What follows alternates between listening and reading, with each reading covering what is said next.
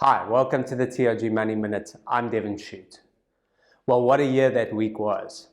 As the smoke starts to settle and South Africans begin to return to their normal lives this week, it really is time to take stock of what has happened and what this could mean going forward.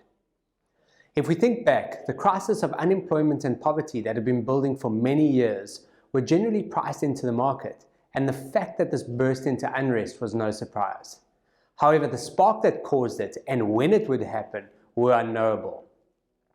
As a result, our financial markets barely reacted to the chaos that we experienced in some parts of the country last week.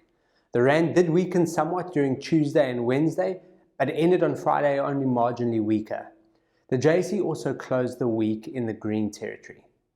Now, while still early, economists are starting to predict that these unrests could remove about 0.5% from our GDP for this year, where we're expected to grow at 3.8%.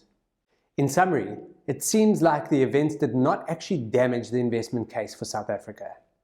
It is likely that the unrest had more in common with the US White House insurrection that we saw in January than a permanent spiral into anarchy.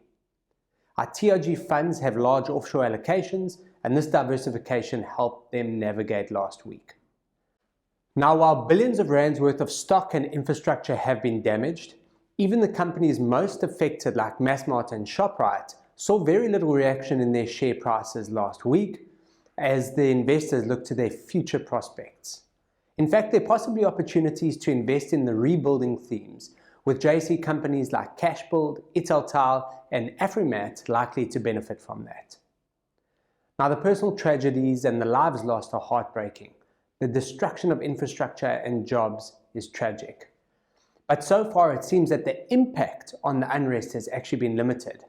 While KZN took one for the country, in the events we saw last week will have likely pushed our country into a new season, a time where ordinary South Africans band together to take control of their future.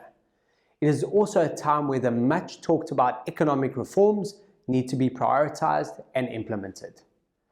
As citizens take back authority and set about rebuilding their lives and communities, this is an opportunity to build a better future for all our people.